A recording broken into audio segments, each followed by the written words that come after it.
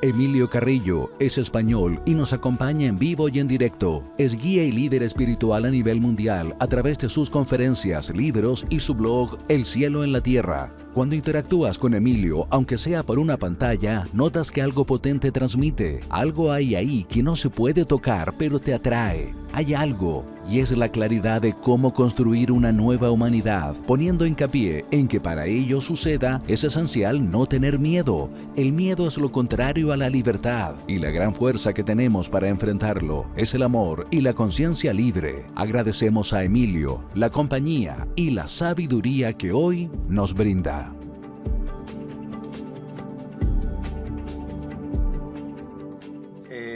La exposición tiene como título Construyendo una nueva humanidad, que además coincide con el lema de este Festival MCA 2023.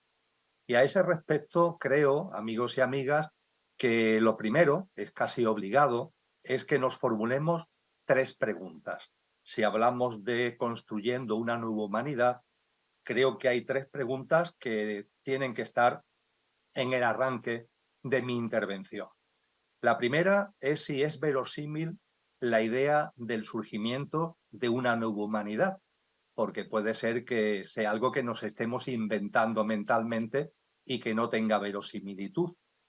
La segunda es en caso de que efectivamente sea posible el surgimiento de una nueva humanidad, si se está construyendo ahora.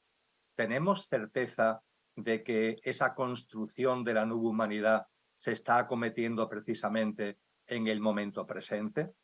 Y las dos preguntas anteriores hay que cerrarla con una tercera, que es en la hipótesis de que sea factible el surgimiento de una nueva humanidad y que la estemos construyendo, que se esté construyendo en la actualidad. La tercera pregunta obligada, insisto, sería ¿qué o quiénes lo están haciendo? ¿Quién o quiénes están o estamos construyendo la nueva humanidad? Me vais a permitir que como arranque, como primera parte de mi intervención, me detenga en responder con brevedad estas tres preguntas, y la respuesta a las mismas nos servirán de hilo conductor para todo lo que vamos a ir compartiendo después. Con relación a la primera, ¿es verosímil la idea del surgimiento de una nueva humanidad? La respuesta la tenemos en multitud de sabios y sabias a lo largo de la historia. La tenemos igualmente en muy diversas, muy diferentes tradiciones espirituales serias y escuelas filosóficas trascendentes que han aparecido y han jalonado la historia de la humanidad a lo largo de todas las épocas, a lo largo de todas las culturas y a lo largo de todos los lugares geográficos. Esos sabios y sabias, esas tradiciones espirituales y esas escuelas filosóficas trascendentes nos han insistido, nos han reiterado, nos han hablado sobre el surgimiento de una nueva humanidad. Así que cuando hacemos nuestra esta hipótesis, cuando hacemos nuestra esta idea, creo que la hacemos con fundamento, porque nos estamos apoyando en personajes insignes y nos estamos apoyando en tradiciones y escuelas muy serias, enormemente potentes y que tienen un trasfondo no solamente intelectual, que también, por supuesto, sino igualmente trascendente y espiritual. Y el conjunto de estas aportaciones nos hablan del surgimiento en un momento determinado de una nueva humanidad en una tierra restaurada, por utilizar la expresión muy bella y que resume muy bien el contenido de todas estas aportaciones que nos encontramos fundamentalmente en los textos cristianos. Una nueva humanidad en una tierra restaurada. Por tanto, con relación a la primera pregunta, ¿es verosímil la idea del surgimiento de una nueva humanidad? La respuesta es, sin ningún tipo de dudas, es una hipótesis verosímil y es una hipótesis fundamentada a la que le debemos prestar atención. Segunda pregunta que antes señalaba y que ha llegado el momento de intentar responder. ¿Se está construyendo ahora? Porque, bueno, puede ser que la nueva humanidad sí sea algo que está en el potencial de la evolución de la madre tierra y, por supuesto, del género humano, pero ahora se está construyendo, es ahora cuando se está de alguna forma emergiendo esa realidad nueva, esa realidad novedosa. Pues con relación a esta cuestión, la respuesta también es sí. La respuesta, amigos y amigas, también es un rotundo sí. Y es un rotundo sí acudiendo a esas tradiciones, precisamente, a esas tradiciones espirituales a las que acabo de hacer mención, que nos dieron una serie de señales sobre ese momento, sobre el momento en el que la nueva humanidad empezaría a convertirse en una realidad, nos dieron una serie de señales para que pudiéramos percibir el momento, para que pudiéramos percibir que había llegado la hora, ¿no? Que es la denominación, por ejemplo, que se le da en la religión islámica, para que hubiera llegado el momento de la parusía, que es lo que como se conoce en la tradición cristiana o con otras muchas denominaciones que le han dado tantas tradiciones y tantas escuelas espirituales y trascendentes. Y son señales, además, que lo que insisten fundamentalmente es prepararnos, prepararnos. Es decir, esas señales no nos las dan todas estas tradiciones y escuelas como una especie de divertimento de la mente, como una especie de divertimento intelectual. No nos lo dan con ese objetivo, nos lo dan para prepararnos. Podríamos decir de una forma coloquial, pero de una forma certera, que nos quieren preparar para el parto, porque el surgimiento de una nueva humanidad, metafóricamente, podríamos también percibirlo como el nacimiento de algo nuevo, podríamos percibirlo como un parto. Y ese parto, que todos los partos llevan contracciones, todos los partos llevan removimientos, pues estas tradiciones y escuelas nos dan señales, insisto, no con un objetivo intelectual o mental, sino para que cuando esas señales las tengamos delante, digamos, es la hora, es el momento. La nueva humanidad está en estos momentos ya emergiendo, está en estos momentos ya surgiendo. Y hay que tener en cuenta, además, que esas señales no son profecías ni adivinanzas. A veces caemos en este error, pensar que lo que se nos ha dicho acerca de lo que va a suceder, de esas señales a lo largo de la historia por tantos sabios y sabias, por tantos maestros y maestras, son a modo de profecías o incluso de adivinanzas. No, no, no son ni profecías ni, por supuesto, adivinanzas. Son frutos de la sabiduría.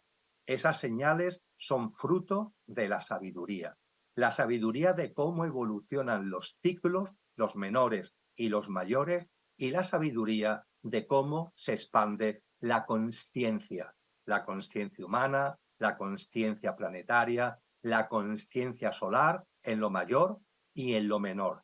Y como consecuencia de esta sabiduría, de cómo evolucionan los ciclos y de cómo evoluciona la consciencia, se nos aporta una información que es lo que podemos denominar, como yo estoy haciendo, señales.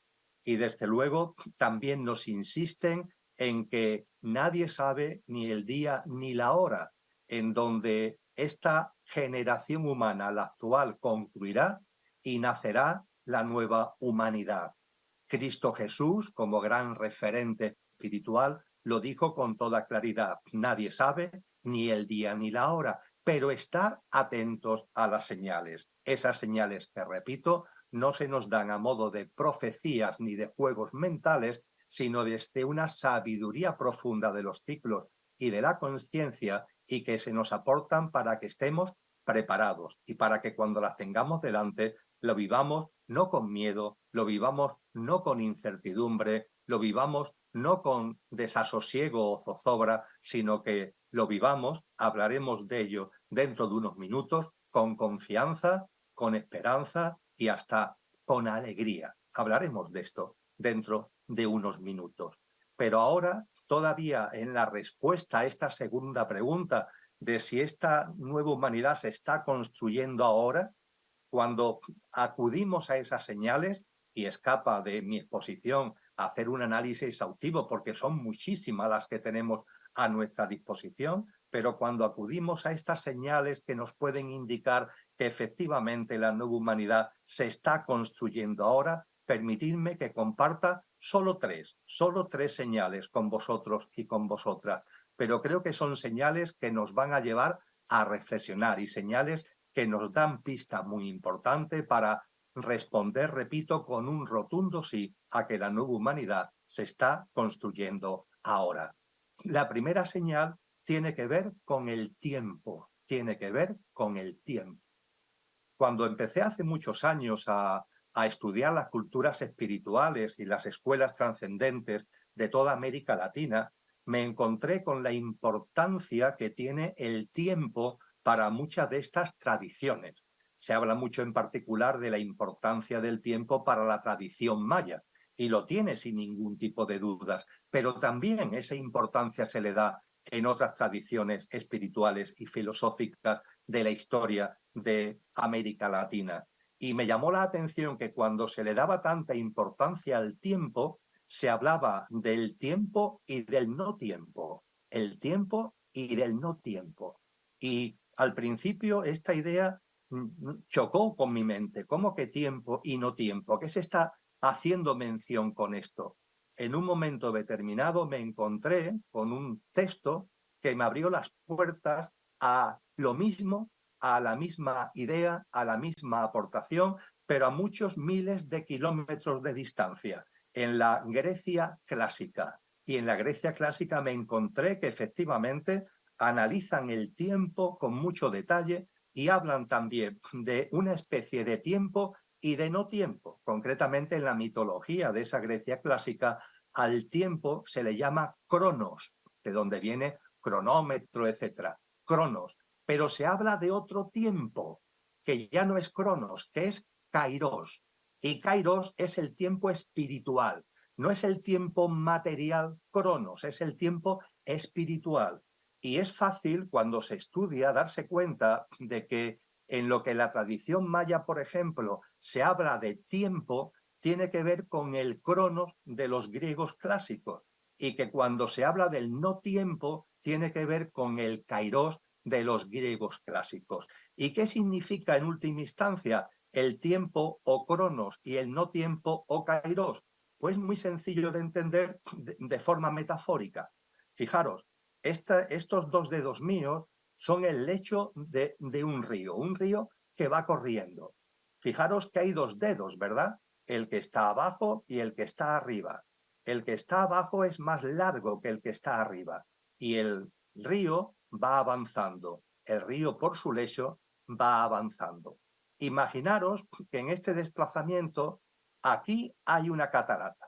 Una catarata. A esta altura de mi mano hay una catarata. Y el río se va acercando a la catarata. ¿Qué le sucede al río conforme se vaya acercando a la catarata? Sabemos, quizás por experiencia propia, sabemos dos cosas. Sabemos que el río acelera su curso y por otra parte se empieza a mover. Hay un removimiento. La aceleración y el removimiento son las dos señales claras de que ese río que estamos comentando se está acercando a la catarata en un momento determinado se precipitará. Pues bien, ese río que se acelera podemos dibujarlo metafóricamente como que el dedo de abajo, que es el que ha tenido protagonismo, se retira para que tenga protagonismo el dedo de arriba.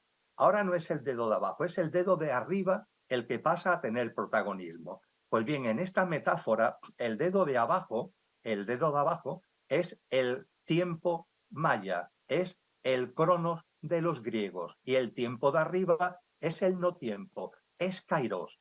Y claro, cronos, el tiempo, marcha siempre igual, es lineal, es una repetición, los segundos son segundos, los minutos son minutos, los días, las semanas, los años, hay una linealidad en su recorrido. ¿Cómo es posible entonces que en un momento determinado se produzca la aceleración del tiempo? ¿Cómo es posible que en un momento determinado, además, esa aceleración vaya unido a una especie de removimiento en el contexto de lo que es la vida que recorre por ese río? Pues se debe a que cuando vamos acercándonos a un cambio de ciclo, y en esto incidían tremendamente todas esas culturas americanas como la de la Grecia clásica. Cuando nos vamos acercando a un cambio de ciclo, el tiempo material está ahí, porque los segundos son segundos y los días son días, pero se puede percibir que el protagonismo lo toma otro tipo de tiempo, al que los mayas llamaron el no tiempo y al que los griegos clásicos llamaron kairos. Y a partir de ahí, amigos y amigas, os pregunto, ¿no estáis percibiendo desde hace ya un tiempo, por cierto, no solamente en este mismo momento, pero no estáis percibiendo de un tiempo a esta parte, valga la redundancia, no estáis percibiendo que el tiempo va más rápido? ¿No os habéis hecho esa pregunta alguna vez? Oye, que parece que las semanas, que los meses, que los años pasan con mucha rapidez, que esto se ha acelerado mucho. Y claro, uno mira el calendario, mira el cronómetro y el tiempo crono sigue siendo el mismo. ¿Qué es lo que está sucediendo aquí? Lo que está sucediendo es que ha tomado el protagonismo algo distinto al tiempo lineal, a cronos, al tiempo tal como lo entendemos desde nuestra mente, y ha adquirido protagonismo porque nos acercamos a un cambio de ciclo, ha adquirido protagonismo ese tiempo, no tiempo, ese cronos, que además va unido al removimiento, aceleración y removimiento, removimiento en la vida de cada uno, removimientos en la vida social, conforme nos vamos acercando precisamente a la catarata. Y esa catarata representa precisamente el cambio de ciclo. Estoy convencido que muchos de vosotros y de vosotras tenéis esta percepción y no es una locura. A veces podemos pensar que lo es, pero no es una locura. Se debe a que el no tiempo es en estos momentos lo que prima. Es kairos lo que en estos momentos prima. Y esto es una de las muchas señales que nos dieron esas tradiciones y esas escuelas para que supiéramos identificar cuándo teníamos delante esa especie de transición de una vieja generación humana a una nueva generación humana. Cronos y Kairos, el tiempo y el no tiempo. Igualmente, como segunda señal, he dicho que solamente voy a compartir 3, son muchísimas, pero a efecto de responder la pregunta que tenemos aquí, de que si la nueva humanidad se está construyendo ahora, creo que con estas 3 es suficiente.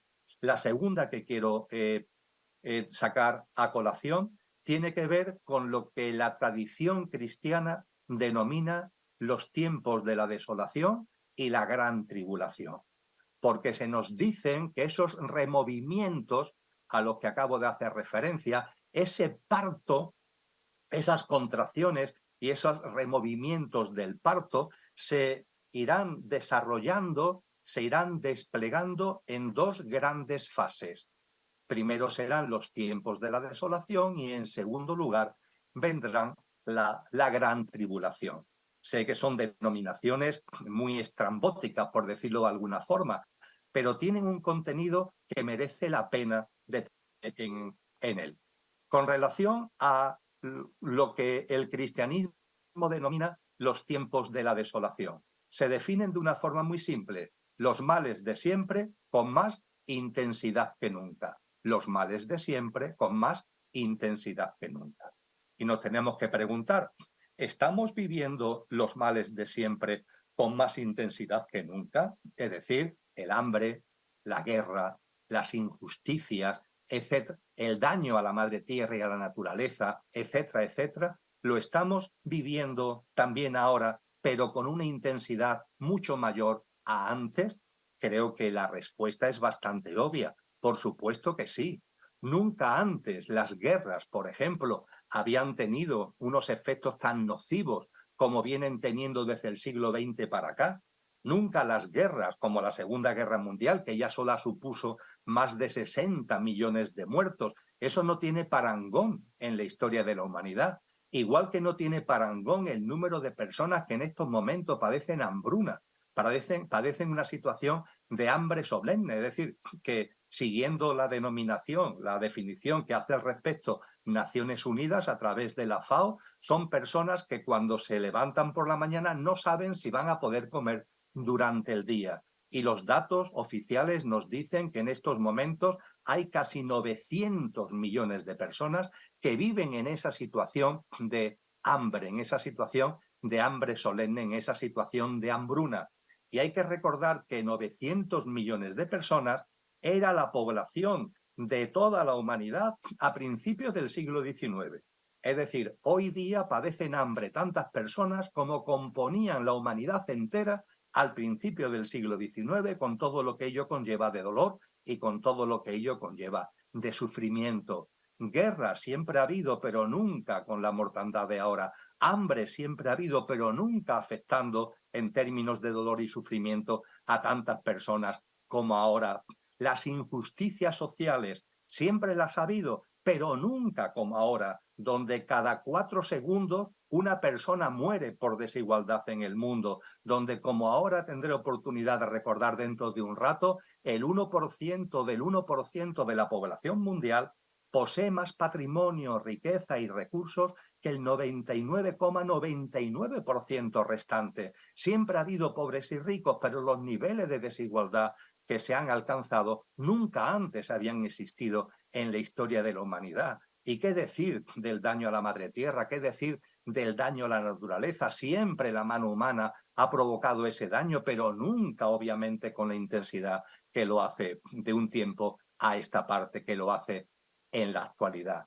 Se está haciendo referencia con esto, aunque estén escritas estas señales, aunque estén anunciadas señales hace tanto tiempo, se nos está hablando de los efectos nocivos de la revolución científica y tecnológica, una revolución científica y tecnológica que per se es maravillosa, es fruto de la evolución en conciencia de la humanidad, pero ¿cómo se está usando? ¿Con qué intereses? ¿Con qué objetivos? Y vemos que esa revolución científico y tecnológica, bajo el prisma de determinados intereses y objetivos, se está utilizando para el control, se está utilizando para el dominio, se está utilizando para el monitoreo, se está utilizando para la abducción por la pantalla, para el entretenimiento lelo, para la distracción tonta, para el alejamiento entre los seres humanos.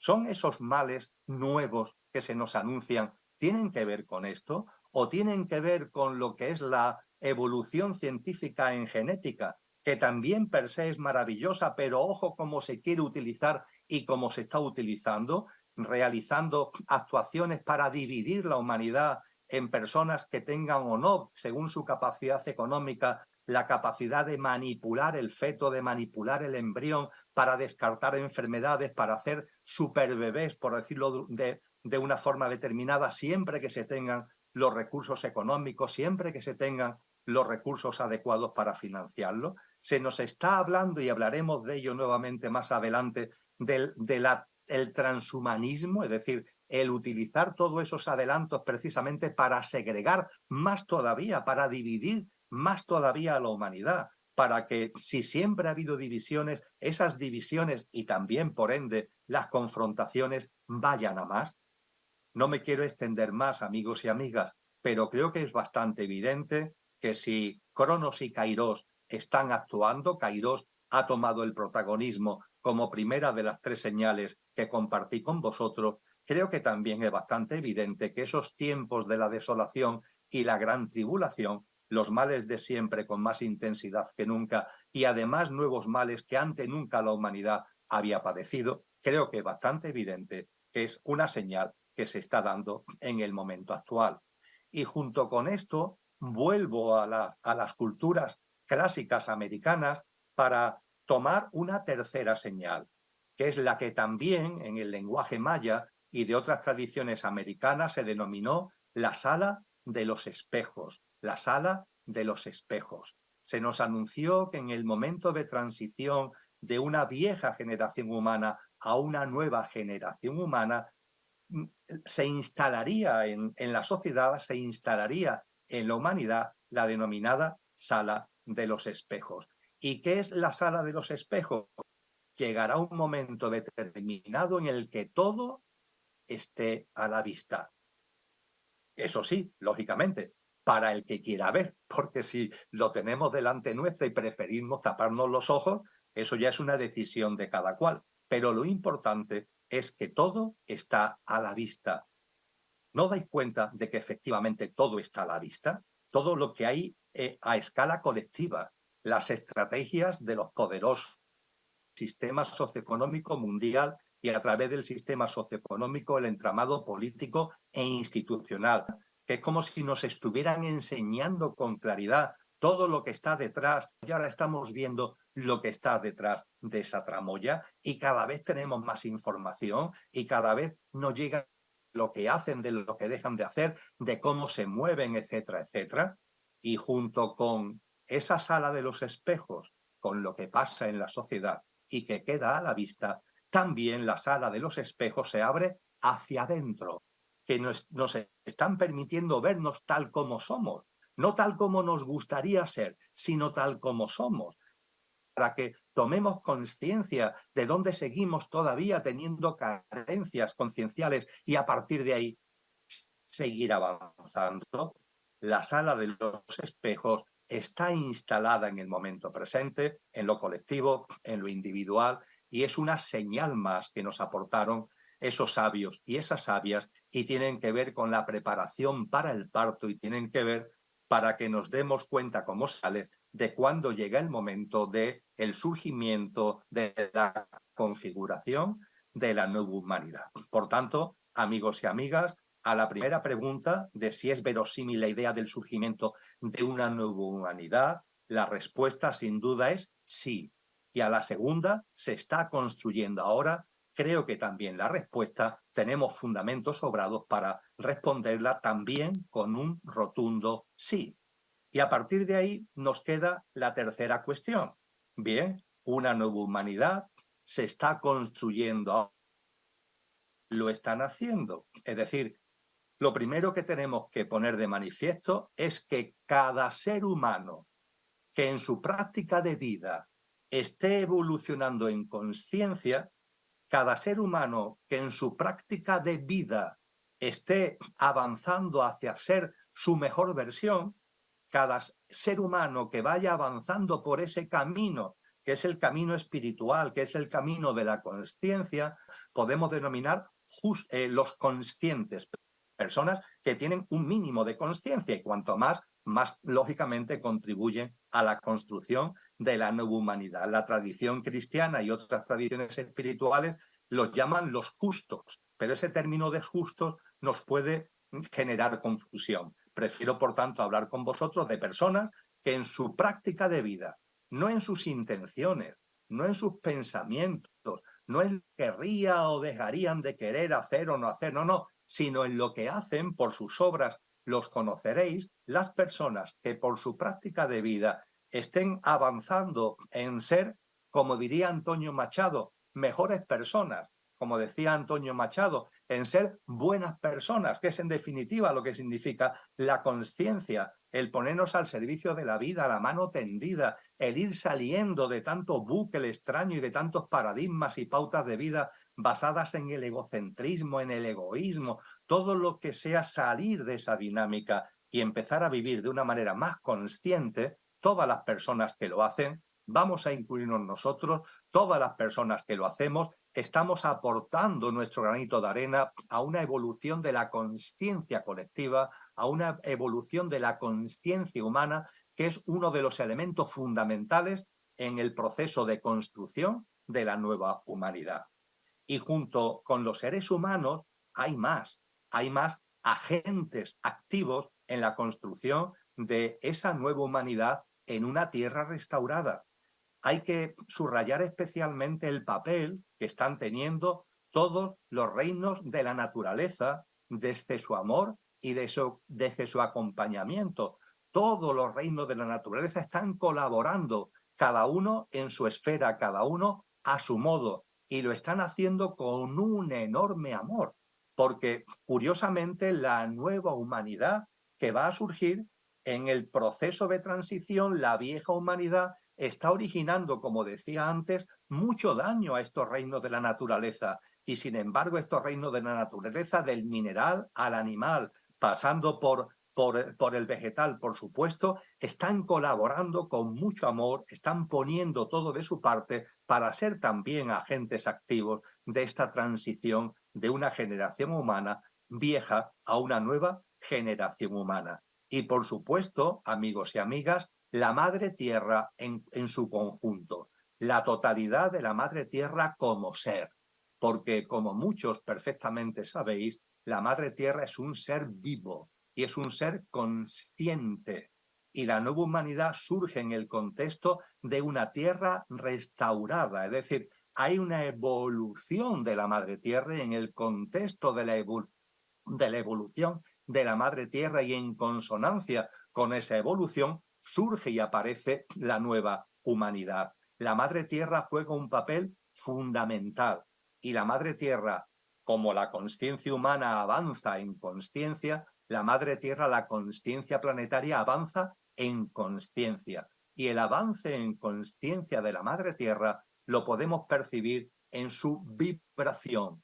Está avanzando paulatinamente. Es ese río que ya empieza a acelerarse porque Kairos ha tomado el protagonismo. Eso no afecta solo a la humanidad, afecta también a Madre Tierra en su conjunto, y esa Madre Tierra, gota a gota, como si se fuera llenando un vaso, tradiciones espirituales y las escuelas filosóficas trascendentes nos anuncian que caerá en una gota que desbordará el vaso.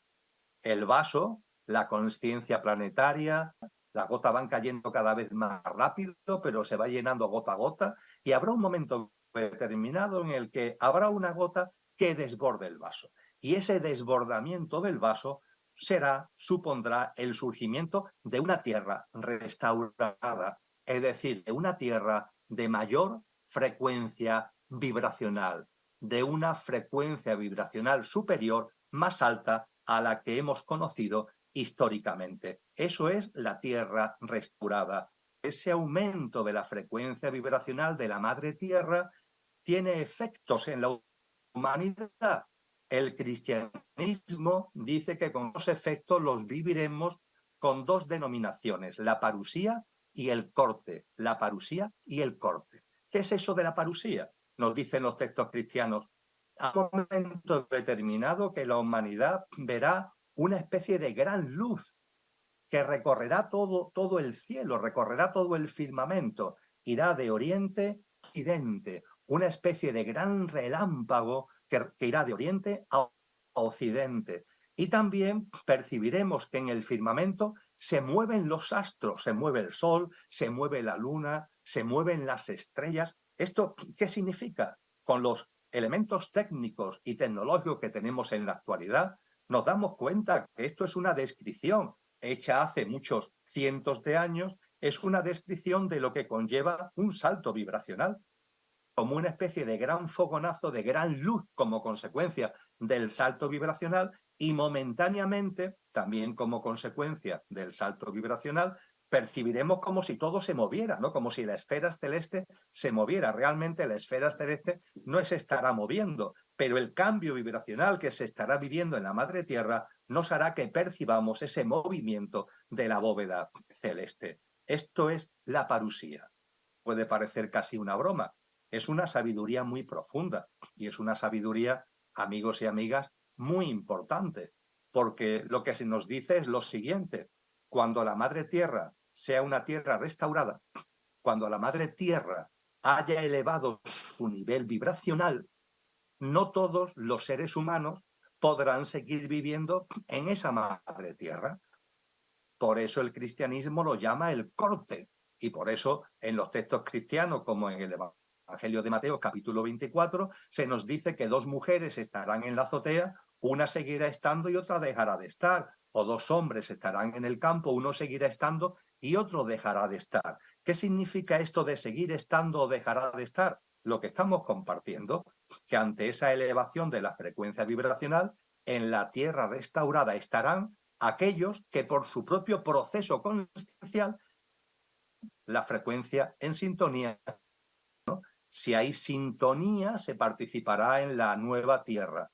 Y si no hay sintonía, no se participará en ella. si hay sintonía porque en tu evolución consciencial lo ha ido construyendo, vivirás en esa nueva humanidad en una tierra restaurada. Y si no, pues no, serás, en definitiva, actuará el denominado corte.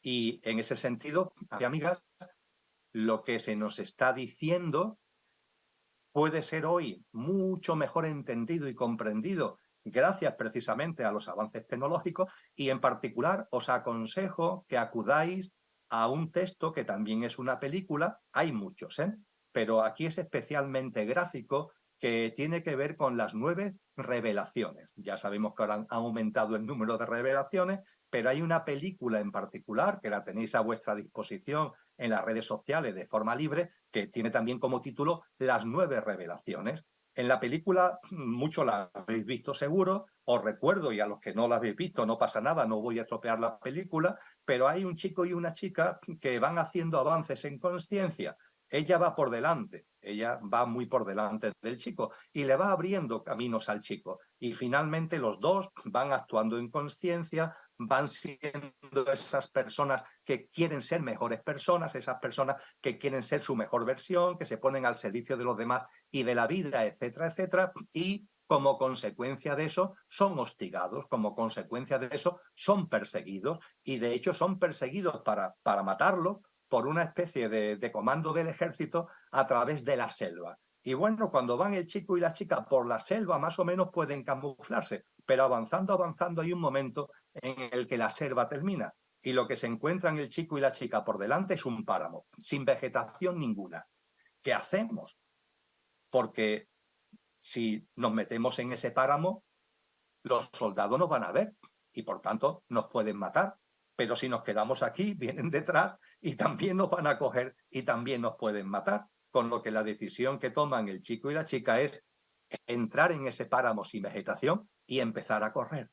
Y cuando han empezado a correr hay una figura que los llama, desde en medio del páramo, los llama, le hace señales y los llama. No os quiero marear demasiado con los contenidos secundarios a los efectos que estoy comentando de la película, pero es un sacerdote que ellos además creían que había muerto.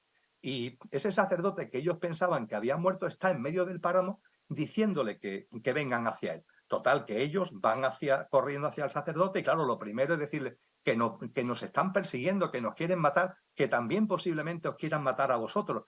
Y digo a vosotros porque ellos se dan cuenta que hay más personas, hay más figuras con este sacerdote. Y el sacerdote los llama a la tranquilidad, los llama al sosiego. No preocuparos, que no nos van a ver. Pero ¿cómo que no nos van a ver? Fijaros, si ya vienen ahí, claro, ya se ven los soldados también por el páramo. Si habéis visto la película lo recordaréis, si no os aconsejo que la veáis. Los soldados pasan al lado y no los ven. ¿Cómo es posible de que pasando al lado no los vean? Porque están en otra frecuencia vibracional. La puerta que le ha abierto, por decirlo de algún modo, la llamada que le ha hecho ese sacerdote, la puerta que le ha abierto es una frecuencia vibracional mayor. Y al estar en una frecuencia vibracional mayor, estando en el mismo sitio, unos están en una frecuencia y otros están en otra. Esa frecuencia mayor es precisamente la nueva frecuencia vibracional de la Tierra y el corte tiene que ver con la participación en esto.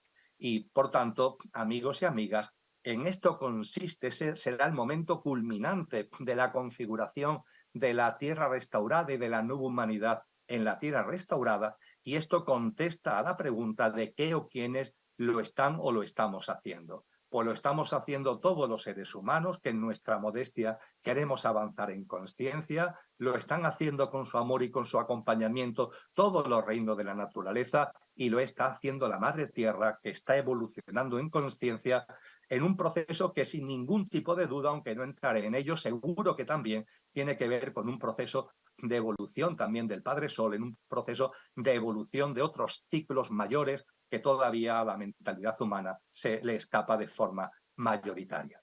Por tanto, amigos y amigas, lo que ha sido esta primera parte de mi exposición, Construyendo una nueva humanidad, creo que es un título fundamentado tanto para esta modesta exposición como para el lema de este nuevo festival, esta nueva edición del festival MCA.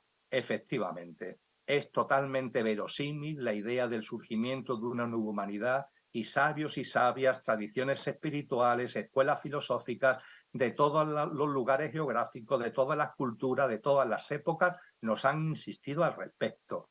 Se está construyendo ahora, por las señales que nos han dado para esa preparación para el parto, la respuesta es también contundente. Sí, se está dando ahora. Y por último, con relación a quienes lo estamos haciendo, quienes estamos contribuyendo a la construcción de la nueva humanidad, es una perfecta colaboración, una perfecta cooperación de la Madre Tierra, de todos los reinos de la naturaleza y de todos los seres humanos que en nuestro interior tenemos ya esa especie de reclamación, porque además lo más bello, y con esto termino esta primera parte, lo más bello es que esa nueva humanidad, por si no fuera suficiente todo lo que ya vengo compartiendo, respondiendo a estas tres preguntas, la gran respuesta que esa nueva humanidad es verídica y que se está construyendo se halla en el hecho de que late en el corazón de muchas personas de una punta a otra del planeta. Late en el corazón y brilla en el alma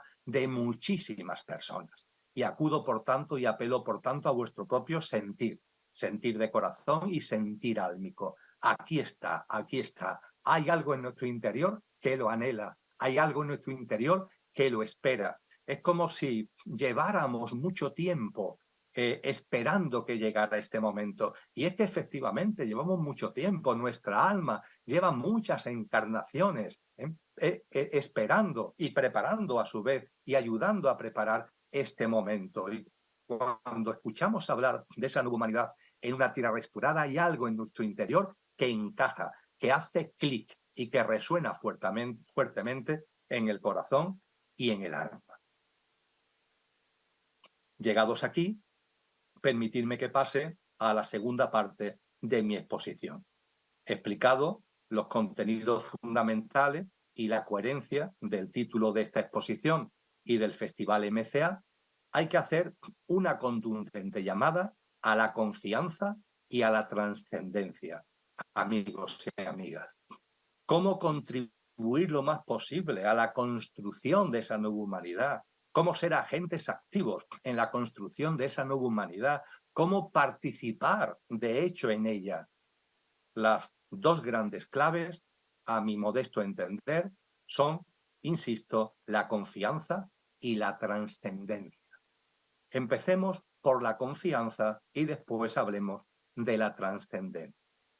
Cuando hago mención a la confianza, me refiero a que nos demos cuenta de que en la vida no hay casualidades, de que la vida está llena de sincronías y de causalidades, de que contrariamente a lo que nos dicen, en la vida todo tiene sentido, todo tiene un sentido profundo. Por ejemplo, a la obra fundamental de la ciencia del yoga, que es sin ningún tipo de duda, los Yoga Sutras, que elaboró en el siglo II Patanjali, los Yoga Sutras de Patanjali, que por primera vez recoge en texto lo que es una tradición boca a oído, lo que es una tradición verbal que tenía muchos siglos de anterioridad. Pues bien, cuando Patanjali hace esa gran labor en los Yoga Sutras de Patanjali, es un texto, como muchos sabéis, bastante corto. Son 196 aforismos, pequeñas frases, sutras, que como tratan del yoga, se conocen como Yoga Sutras. Y hay una sección dentro de esos Yoga Sutras que habla de las capacidades latentes que tenemos todos los seres humanos y que se van haciendo patentes conforme vamos avanzando en nuestro sendero espiritual, conforme nos vamos desarrollando consciencial y espiritualmente.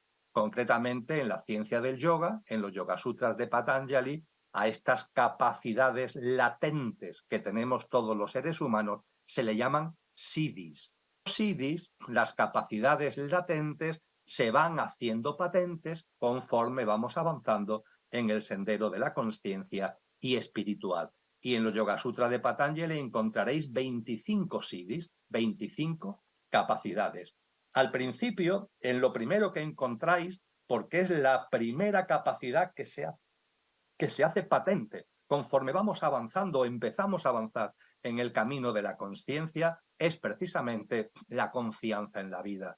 Dicho en los términos de los Yoga Sutras, es el ir percibiendo que la vida está llena de pautas, de patrones, que el azar no existe, que todo está lleno de causalidades, de efectos que tienen su causa que originan efectos. El comprender, el tener el discernimiento para ver de que la vida no es una especie de caos, que la vida no es fruto del azar, sino que en ella todo tiene su sentido profundo. Y esto nos tiene, insisto, que llenar de confianza, porque también tiene en su sentido profundo la distopía que actualmente está presente, entendiendo como por distopía, como decía antes, todas las tensiones, los males de siempre con más intensidad que nunca, nuevos males que se añaden a los que ya teníamos, ese removimiento del río al que hacía referencia, esas contracciones del parto al que hacía mención. Todo eso también tiene su sentido profundo. Y tiene su sentido profundo, amigos y amigas, porque, como muy bien señala ese experimento de laboratorio, que es muy cruel, la verdad, pero que es muy claro en cuanto a sus resultados, que es el que se conoce como la rana hervida. Ese experimento de laboratorio lo que nos enseña es que tenemos una preciosa ranita viva, tenemos un recipiente de agua a temperatura natural y un hornillo. Ponemos el recipiente con agua a temperatura natural sobre el hornillo está apagado y echamos la ranita en el agua. ¿Y la ranita qué hace? La ranita chapotea.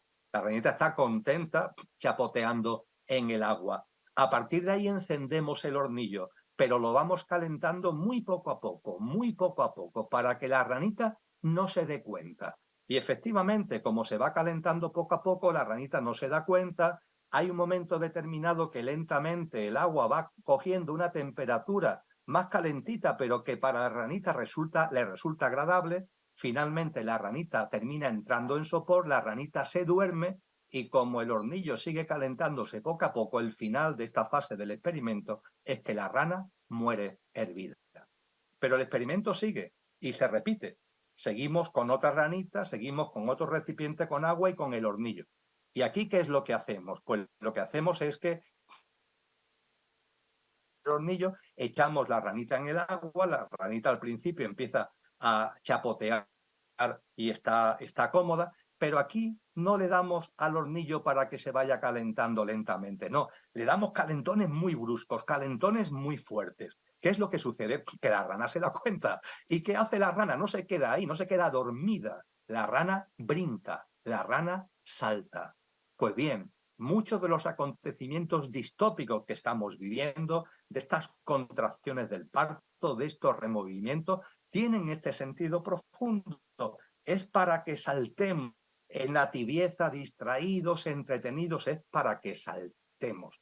Y es que la consciencia, amigos y amigas, es como un tren que avanza, como todos los trenes, sobre dos raíles, porque la consciencia, el tren de la consciencia avanza cuando somos mejores personas, cuando nuestras obras van siendo más coherentes, es lo que San Juan de la Cruz llamó las noches oscuras, es decir, los malos trances, las circunstancias adversas que hay en nuestra vida personal y en nuestra vida colectiva. Eso también contribuye a que la consciencia evolucione, con la que la consciencia avanza como un tren sobre estos dos raíles. Por tanto, que cunda en nosotros la confianza, que no nos dejemos abrumar por las circunstancias adversas. La confianza creo que es el primer pilar que tenemos que tener presente cuando el que hay que hacer en este momento, ya que hemos llegado o podemos llegar de una forma verosímil a la conclusión de que efectivamente estamos construyendo una nueva humanidad. Confianza, mucha confianza, confianza en la vida. La vida no es nuestra enemiga, la vida nos abraza, la vida nos ama. La vida, de hecho, somos nosotros mismos que somos esa vida. No olvidemos que la vida merece toda nuestra confianza y en las circunstancias más difíciles que sepamos que hay puertas que se cierran, pero para que se abren nuevas puertas, que todo tiene no me cansaré de repetirlo, su sentido profundo, que esto se afiance en nuestro corazón, se afiance en nuestra alma y desde el corazón y el alma se afiance también en nuestro discernimiento y en nuestra mente. Y junto con la confianza, la trascendencia, la trascendencia. Amigos y amigas, esto es muy importante, de que no caigamos en la trampa de creer que Dios ha muerto.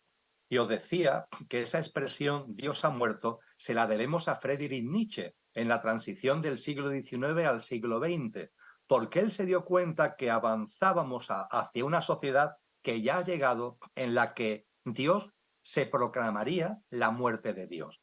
¿Y qué es eso de matar a Dios? ¿Qué es eso de la muerte de Dios? Evidentemente, no se está hablando de coger a un señor de barba blanca y estrangularlo, ¿verdad? No, la muerte de Dios significa expulsar lo trascendente de la vida personal y de la vida social.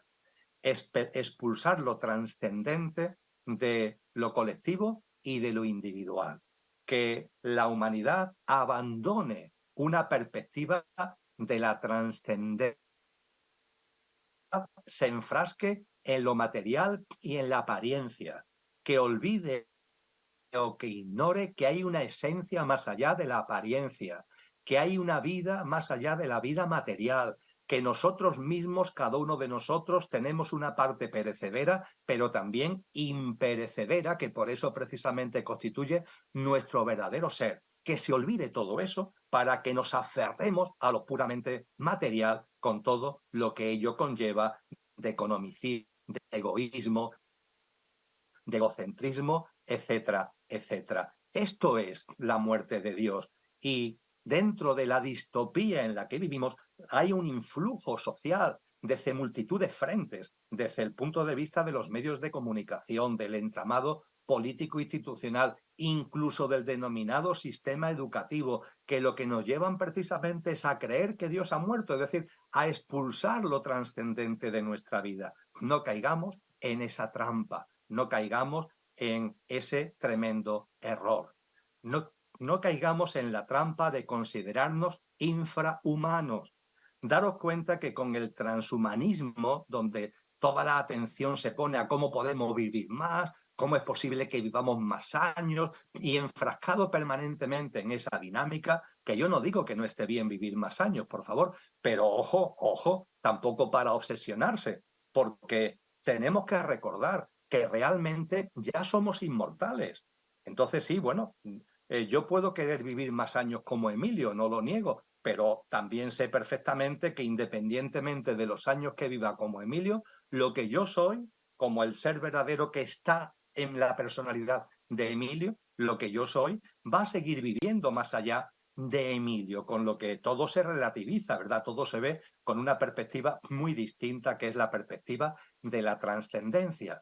Sin embargo, desde el mensaje de la muerte de Dios, lo que se quiere es que esto lo olvidemos y de esa forma, transhumanamente, nos convertimos en infrahumanos, porque estamos olvidando, rechazando y renunciando a la parte imperecedera que hay en nosotros.